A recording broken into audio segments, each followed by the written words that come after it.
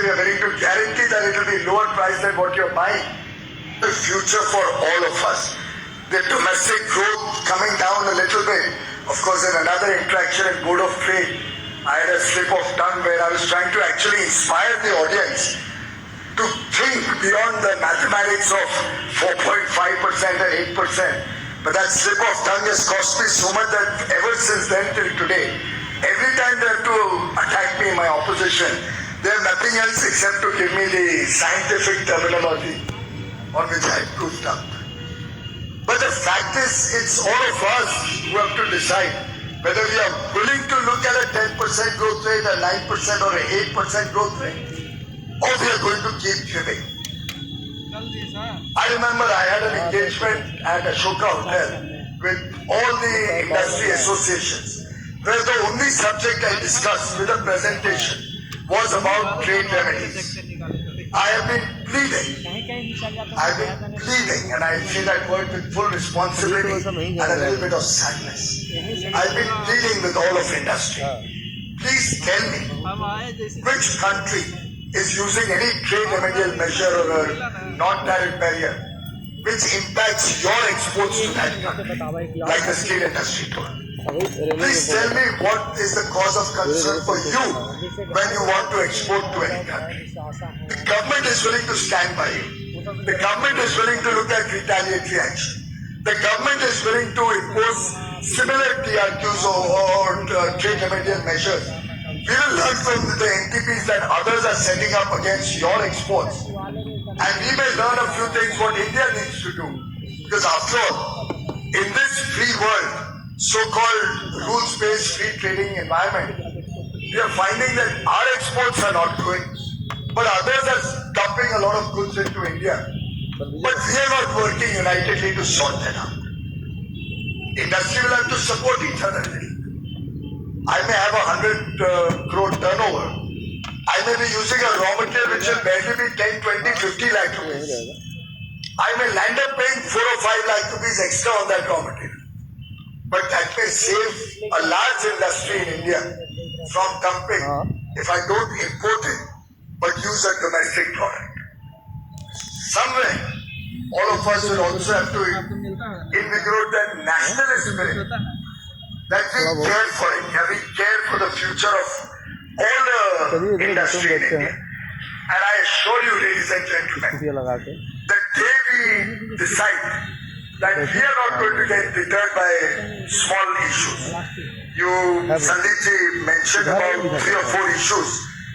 Very truly, I agree with you about the compliance. Frankly, having run a small-scale industry also, I know how detrimental that can be for day-to-day working. In our own small way, in the last 5 years, we've been doing significant changes on various issues. I remember yesterday I did a review also of the boiler IBR, Indian Boiler Regulation Organization. Now it's a totally state-driven organization. Center only sets the policy framework. And I remember my own experiences. I don't know whether public platform I can say, but all of you understand what I'm alluding to. How I would manage to get a boiler inspector to come to my factory and certify the furnaces. You understand what I'm trying to talk about. But then, as soon as I became Commerce Minister, we started working on what can be done to sort that out. And we tried to make everything online, got in 300 odd independent experts who can now certify. 11 or 12 agencies have been given the authority. What we are trying is the government loses its preeminent space and involve the private sector, bring in competition, interface, and sort it out. But unless you complain and tell us if the system is working well or no, my officers will convince me with a beautiful presentation. And today is here, I don't know whether it was your movie. All is well, that's the message we get from our officers every time we take a presentation. But all is certainly not well when I look at your faces. So I really believe that we need to talk to each other more. You have a government which is willing to listen. The Honorable Finance Minister has been engaged in pre-budget consultations. I've been reading about all the feedback that you have been giving them. In fact, I would urge you to give much more feedback, which is more detailed, industry-wise, specific sector-wise. I don't mind even if you give 1,000 issues that need to be resolved. We are happy to look at them. Why should there be 2,000 compliances? Maybe Vicky can help us devise a common form like we do for our children, the common application form when we are applying to foreign universities. Can we have a common application form with drop downs for each particular department for the additional information that they require? Can one form look at all the approvals at one shot? We'll ensure that it goes to the industry department, to the state, to the ward office for a shop and establishment license. You all will have to come up with some more innovative solutions. I'm willing to sit with any group, any number of times, to discuss, design, understand the practicality. Of course, all of you have dealt with government often enough to know that one will also have to ensure the sanctity of the system, that it doesn't get misused. Sadly, we have such a history that every time you give an idea for simplification to the officers, they'll go 2 examples how that was misused in the past. And then you worry that, oh my God, if I do it, I don't want a problem after 5 years. But the fact of life is we can find solutions. It's not as if we can't find solutions. Very often we are seeing bankers are not lending enough money. Well, there's a problem there. We all know it. We also recognize it. I talk to a lot of bankers and they say, sir, you know, we have to take care of security and there are not enough projects coming forward and stuff like that. The guys don't have so much of a problem. All my interactions with groups, they say money is not a problem. We just need facilitation and all the other things. But certainly the MSME sector, certainly the real estate sector, there is a problem.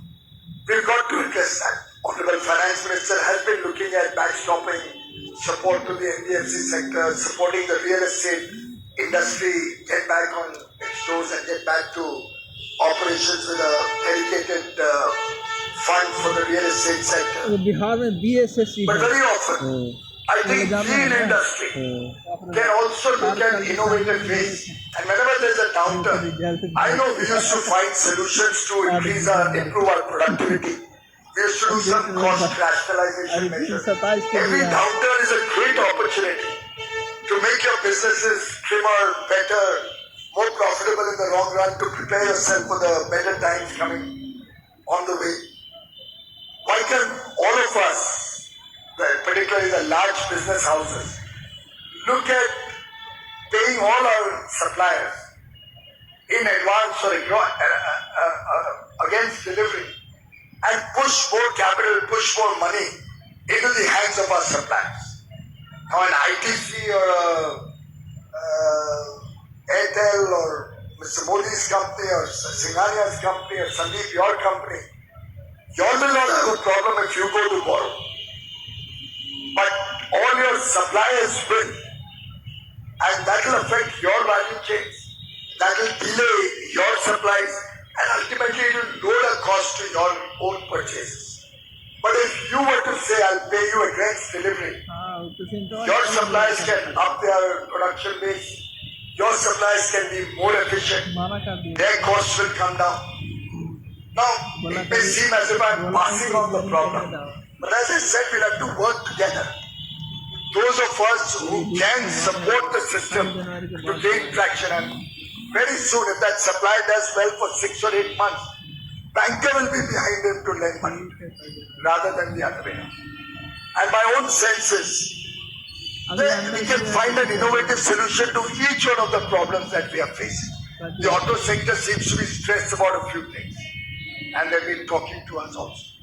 I said, why don't you go to the Honorable Supreme Court, on whose direction the problem of BS4 and 6 first happened, and request that, look, you can't have registration cut-off date as 31st March, it will have to be a production cut-off date. Otherwise, how will anybody plan their production? How do you know how many cars are going to be registered by 31st March? But when I say that to the industry, half of them who've already turned to BS4 or 6 interested in going to the court. They say, no, we are sorted out. I don't have any PS4 cars anymore. Others' problem, not my problem.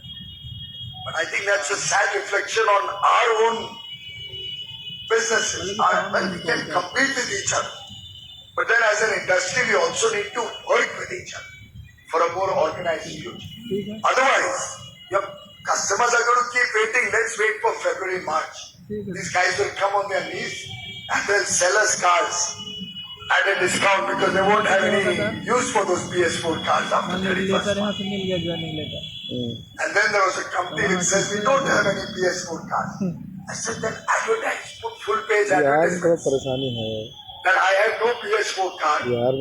So don't expect any discounts from me in February or March. Customers will probably give up hope on that and start buying your cars. If you're not getting, your customers are not getting enough finance, auto company can backstop loans given to the automobile sector. Auto sector delinquency is barely 0.6%. The court or the ADA has ruled 3 years insurance has to be taken in advance. Unfortunately, the insurance companies are hawking 3-year insurance, maybe at 50,000 or 70,000 rupees. The cost to the consumer upfront. But the order is only third party, not the whole insurance. A third party insurance in a car costs 3,800. But I think the common consumer is not educated, is not advised about this. And he lands up being sold a 70,000 rupee policy. He calculates for a 5 lakh rupee car, I need to give 1 lakh rupees to the bank, 50,000 to the insurance company, maybe 50,000 as upfront registration charge, 2.5 lakhs, it's too much. I won't do it now. But the solution is there amongst us. If we sit down, we can educate everybody. Look, you only need a third party. I'm giving these specific examples only to suggest it may not be a great, very philosophical speech or a very rich, very exciting, big discourse on what's good for India and how the world is changing and how India has a bright future. I can say all of that. But the fact is, it's first our mind. We got to sort ourselves in our mind.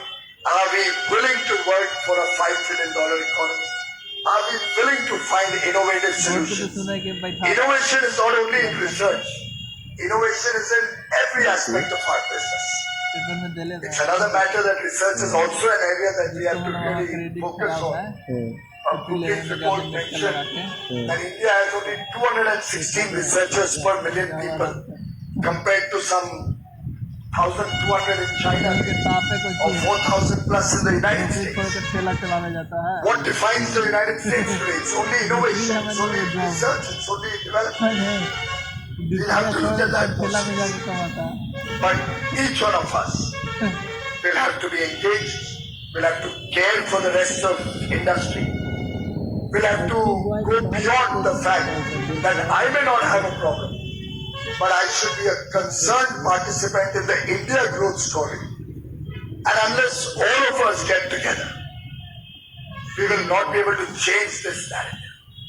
And once we change that narrative, to my mind, I think India will be unstoppable. It's the best place to invest in. It's the best place where you get both competitive edge or competitive advantages, but you also get a huge domestic market of 1 billion people aspiring for a better quality of life. And to my mind, then those issues which Sandeep flagged off with me, whether about compliances, let's work together what we can do on that. Regulatory requirements, certainly a matter of concern. We need to bring down the regulatory concerns, but we'll also have to be contemporary in nothing. We can't wish away the environment, for example. We can crib as much as we want about regulatory overreach on the environment side. But can all of us, many of us living in Delhi, wish away environmental concerns? We cannot. Can we find solutions? Together, we can. Similarly, on contracts enforcement, certainly a matter of concern. We all know what is the source where it started. I think the Honorable Power Minister has been working with them. We have all been flagging it repeatedly. But believe me, if all of industry starts talking to the government there, it will 100% result in a solution. There is no stopping that. I am told there will be other investments in that state, other people operating in that state. I think if all the 3 or 4 big chambers, all the industry groups get together, some of you may have friendships also. One can talk about removing the malafide and the contract. Contract has to be sacred. Sanctity of the contract cannot be compromised. The malafide should be acted upon. And very often when we hear about fear, I think the only people who have to fear are those who've probably been delinquent in their business practices in the past. For that also we are looking at finding solutions, what can be done, so that the past can be delinked from the present and the future. Let's all of us work together if we can find some solutions towards that also. I'm sure there will be some solutions to delink, just like the recent IBC judgment, that the buyers will not have any problem about whatever happened in the past. Lot more can be done towards that. But unfortunately, we have a past which is not very glorious in terms of the way businesses were done. But the other aspect is also true. Many of us did not have an option. So government's job will be to balance both of these. And we are willing to do that. Let's work together to find a solution to that. But if there is a harassment on any score, we can only take action if you talk about it, complain about it. I know a few cases when I came to know there was a harassment of sorts. I appealed and pleaded again with the person. Please make a complaint, we'll act on it. He said, no, I don't want to make it. Now the person is completely kosher. No problem. I have the confidence that they'll find nothing from it. But if you don't complain, it's government. We have no way to act. At the lowest level, we can't be monitoring every officer. It's very difficult to act against somebody without a proper inquiry and a complaint. There are processes which will stop us and which will give relief. When we are looking at the advantages of a rule-based system, a vibrant democracy, very, very good rule of law, and strong judiciary, there are certain things which have to go through that process. Hello. So we will need you all to raise your voice and talk about it. Then we can help solve that problem also. The government being the biggest litigant, a lot of steps are now being proposed. I hope you'll be pleased with the effort that the Honorable Finance Minister is doing. We'll soon hear some more about more and more things getting into the compounding framework rather than litigation. Our effort is to cut down litigation. Can FICCI come out with 500 items, which we can change the law, which is unnecessary litigation, easily compoundable. There may be international examples where we can compound it. If you recall, we had the Uday Kotak committee. Uday Kotak and his team sit down on the companies law. Some 17, 18, 16 law sections were amended to remove the criminality of those. It reduced the litigation on company law by about 30-35%. Some more is on the act. Now all of this is towards removing government as a litigant. But end of the day, we are saddled with a huge number of cases. We have to sort them out quickly. We would like you all to collectively guide us and tell us which are those cases which can have a huge impact on the economy, and whether we can find a systemic solution which at one stroke of pen can remove maybe 5,000 cases, maybe 50,000 cases. And there will be areas like that where litigation would be very much linked. Let's work together to find a solution for that. All of these are possible, ladies and gentlemen, if we are willing to listen and talk to each other. I commit myself on this very august occasion when FICCI is celebrating its annual general meeting and the change of pattern. I commit myself to being a part of this journey to $5 trillion with you.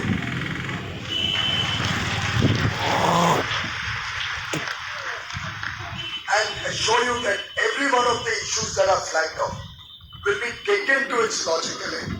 Where I am not able to solve it, I'll share with you what the issues are, what the concerns are. But we'll certainly give it every possible shot that's possible to make that happen. You also talked about the FTAs. I'm glad that you have all liked the decision to stay out of RCEP. RCEP was nothing but an India-China FTA, as I understood. And the Honorable Prime Minister was truly very, very courageous in taking this bold decision. It's a very difficult decision when in the international diplomatic world, you're sitting with some of the most powerful leaders, 15 or more of them, and you have to say that my conscience does not allow me to sign an agreement which is not in the interest of the people of India, which is not in the interest of Indian industry. It truly was a courageous decision. But Prime Minister from day one has set this ground rule that every decision his government will take will ensure that the impact of that decision will be good for the people of India, particularly the people at the bottom of the pyramid, and will ensure that Indian trade, Indian industry, Indian business does not get damaged or harmed by any action of the government. It's very unfortunate that all of these FTAs which were signed in the 9th and 11th period are today causing distress to many industry segments. But then I think there are two ways about it.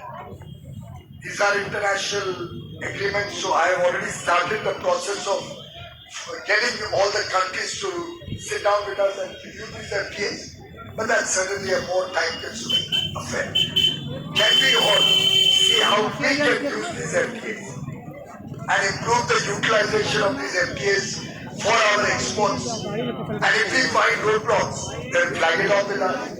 That strengthens our hand to fight solution. Can we all see which are the sectors where dumping is happening and approach the DGTR so that we can put some adequate safeguard, maybe duties, countervailing duties, safeguard duty, anti-dumping, whatever. And I've recently made some changes by which we have fast-tracked DGTR action. Any of you who's engaged with them may kindly share it with the rest of your colleagues here. We fast-tracked the patent registrations, copyright, patients, all of that, and made all of it digital and transparent. We are working to support our startups in a big way. We need industry to support the startup ecosystem also. That can be a big boost to encourage entrepreneurship in the country. A lot of potential needs to be cashed, potential needs to be exploited. Let's all of us work together. Let's all of us find solutions. And I have no doubt in my mind when each one of us takes it upon himself that my duty, and as the Prime Minister said, with every right comes a duty, with greater responsibility comes with greater power comes greater responsibility. If we all accept our power, our positions as a greater responsibility to a better and brighter future to 1.3 billion Indians, give them a better ray of hope for what is in store for them in the years to come. I think there's no doubt in my mind that India has a glorious future. The $5 trillion economy is doable, is possible, and shall be done. That's our commitment to each one of you. Thank you very much.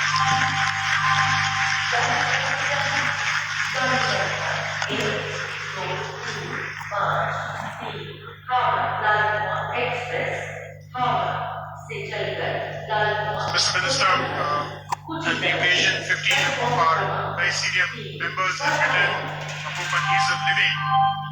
May we request you to kindly release the book on the ease of living, Mr. President.